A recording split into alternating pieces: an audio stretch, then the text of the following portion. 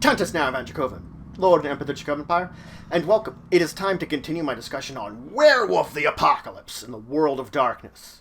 We last left off, we've been talking about the Umbra, and of course we talked about the first layer of the Umbra you will reach, the Penumbra, a reflection of our world in a way. So once you've passed beyond the Penumbra, though, then you travel into the Near Umbra. The Near Umbra is a gray and hazy place, inhabited by realms. Your moon bridges will take you out here, where these realms orbit around Gaia's realm, our realm, similar to what Luna does to our Earth, the moon does to Earth. Any Garu that will travel out here does so to visit their totems, to bond with their totems, or to perhaps find a ruling being of one of these realms to petition for assistance or help in some kind of spiritual matter. The fact is, many of these realms contain great danger, but many of them also contain great wisdom. Now, there are 13 major realms which I will be talking about in the course of describing them. But the fact is that these realms here are made of massive pools of spiritual energy contained by a sort of membrane. Though once a creature, especially Garu or other, enters into one of these realms, they'll find it as real, as physical, as our realm, as the physical world. It will feel just like our realm. A Garu's senses, their powers, will function just like it is on the real world, on our world, the physical realm. This is with only slight modifications. Each of these realms has their own rules, their own laws which govern the way they work. And if one of the laws should overcome something that works the way on your character, then that law will modify the way that works, of course. Because each is their own reality in a way. But these major realms that I'll be going over aren't the only thing that's in the Near Umbra. There are in fact other major realms, other realms that are out there that are undiscovered. There are also other things. The domains I talked about that existed within the Penumbra, you'll find them extending here into the Near Umbra also. So you will find domains, sub-realms, and even zones, like the eerie dream zone which exists within this area. You can also find the tribal homelands here.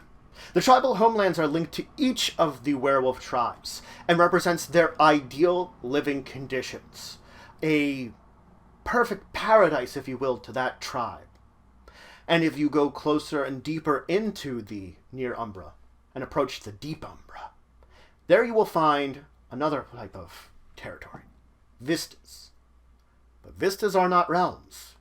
You cannot enter into a vista, only observe a vista. And once you do, you glimpse a concept of the universe. It is said that those that pierce into vistas, that look into them, can view things like life and death. Some Garu say these are glimpses of the heavens itself. Regardless, these realms and territories are said to have been created by the collision of the Triad's energy and the energy of Gaia, combining together to form these realms. Some of the realms represent energies and powers similar to one of the Triad, or even Gaia. Others have evolved in their own unique ways, completely different from these energies, though they may be created from them originally. Now, I do want to talk about the 13 realms. I'm only going to go over a few today and hopefully finish up the rest next time. But for today, let's start, of course, with the Abyss. Great destructions within the Near Umbra, great cataclysms, are said to create cracks in the Umbra itself, damage to the Umbra. And should you follow these cracks, they will lead you to the Abyss. A gaping hole of pure darkness, infinitely large, infinitely deep, where nothing seems to escape from. It is said that those that try to fly into it cannot. They can only fall and be lost deep within the darkness. It is infinitely deep, though hideous and terrible creatures are said to live there. They live along the walls of this chasm, existing there. Even the most powerful incarna, representations of the great concepts, Celestines and such, do not dare enter this territory. Garou have a number of explanations for the abyss. Some say it's an umbral cancer, a sign that the apocalypse is coming. Others say that once the Weaver encased the worm in its pattern web, driving it mad, when it returned to its own realm, it became the abyss. Others say the abyss is, in fact, the worm itself incarnate, a representation of the true depths of its darkness and madness. Whatever it is, it exists within the Near Umbra. Now, the ethereal realm is an infinitely vaulted ceiling of heavenly light that stretches from the Gauntlet to the Deep Umbra. It is said that Garou can reach here directly by traveling to the heavens, anywhere within the Near Umbra. But also, moon bridges are said to travel through here when traveling between realms. The incarnums of both Luna and Helios are said to be here, representation of both very powerful figures deep within the Garou's lore, heavenly figures to them. It's also rumored that Celestines travel amongst this area, creating constellations to great heroes. It is a place that is both heavenly and a place of transition.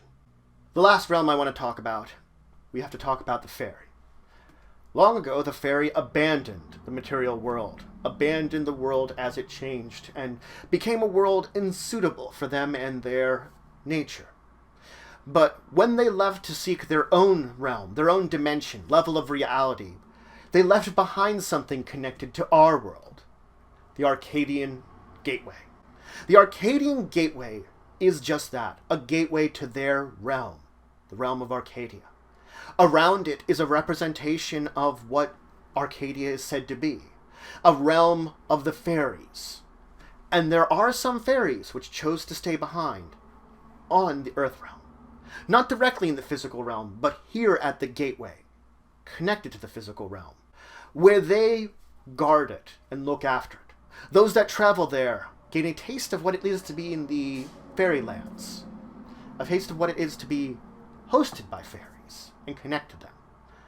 But Garou do say that those fairies you meet there are very different about what you'll find beyond the gate. They say that perhaps the fairies that traveled there to their own realm, well, maybe they evolved or devolved into something completely different from these fae that you would find here. But that's it for today. So I've introduced you to the Near Umbra, the area in between the Penumbra and the Deep Umbra, where there's lots of realms, domains, etc., that you can visit. I did, of course, talked about generalizations about a lot of this stuff, and I have started talking about a few of the major realms, the 13 major realms. In the next episode, hopefully we'll finish up talking about 13 major realms, and we'll start diving deeper into the Umbra, in some more areas we want to talk about, before talking about some of the beings you'll meet within the Umbra. But I hope you're having a great day, and until the next time, I bid you farewell.